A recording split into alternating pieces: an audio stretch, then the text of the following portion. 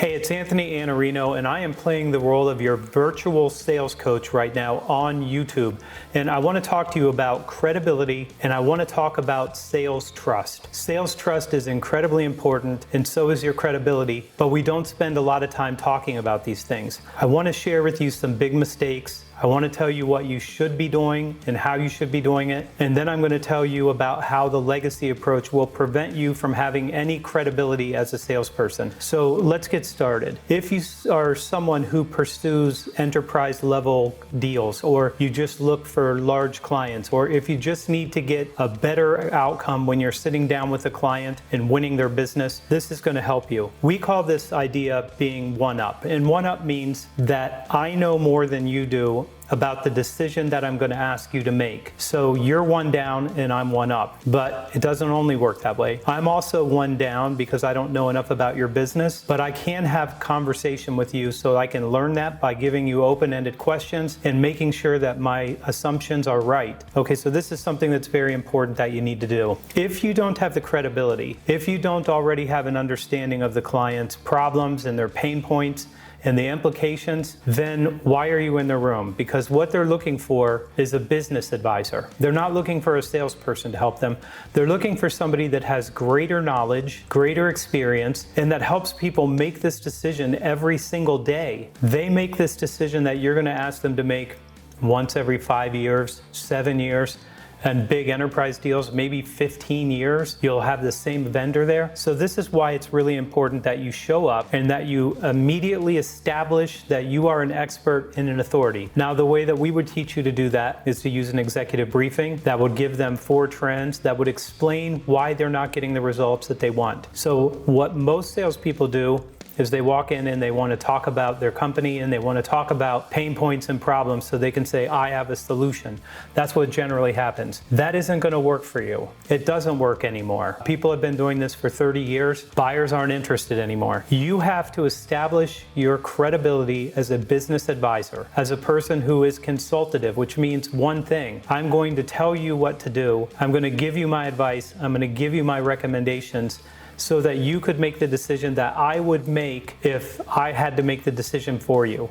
So I want to say that again because this is important. When you are trying to create value for your client, you have to teach them everything that they need to know to make the decision that they rarely are charged to make. And if you can transform all of your experience and knowledge to that person, they can make a better decision. So you have to be a business person. You have to be a business advisor. You have to get up in the morning and watch CNBC. You have to listen to the radio, and you have to know what's going on in these environments that we're in right now and in the industries that you serve. If you don't do this, what happens is that you probably go back to the legacy approach. And the legacy approach is nothing about why change, and it's everything about why us. So it starts with, let me tell you about my company. Let me tell you about our charismatic, magnetic CEO who everybody loves him. His story is great, and I'm sure it is. And then they're gonna say, let me tell you about our clients. So you put up your big trophy case of all these logos, and you're trying to get credibility by something that isn't in the room. The company's not in the room, the CEO's not in the room, the clients aren't in the room, nobody's in the room except you and that client. So you can't borrow enough credibility from those people or from those things to be able to have a conversation that makes you credible.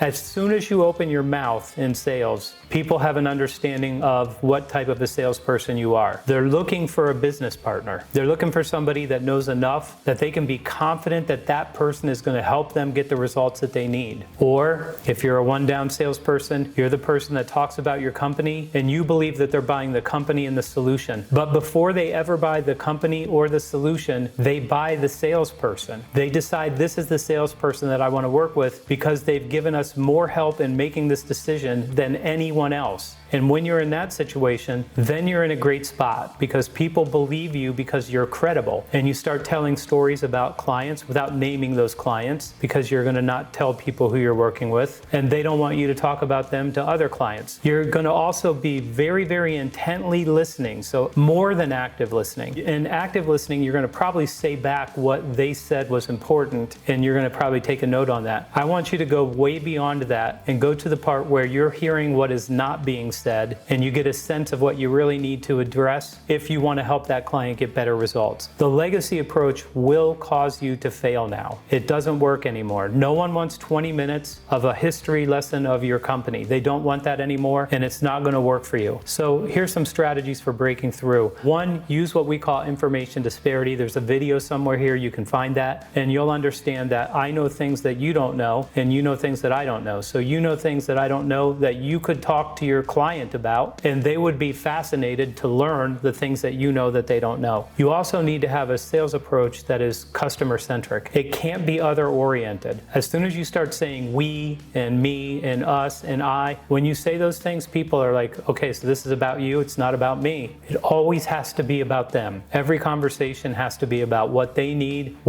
to do, what kind of help you can give them, and that's where we're going to make sure that you've got the sales credibility that you need. I spent a long time in an industry where everybody lied, and people would come in and say, when we send you temporary employees, all of ours are going to show up, you're not going to have any no-shows. Well, how's that possible? When I would ask clients, do you have people miss every day? And they'd say, yeah, of course we do. Yeah, us too. Okay, so I don't need to lie about these things. I can go directly to the truth and say, listen, you're going to have some percentage of people missing every single morning. Here's the only thing that we can do about it. So I want you to listen to this, and I want you to maybe watch it a second time and think about, are you credible? Do people think that you know more about the decision that they're making than they do? Do you believe that it's your responsibility to be one up and to lead your clients so that they get the very best results because you are a business advisor? If that's not true for you, go out to thesalesblog.com, sign up for the newsletter, and I'll see you on the next video.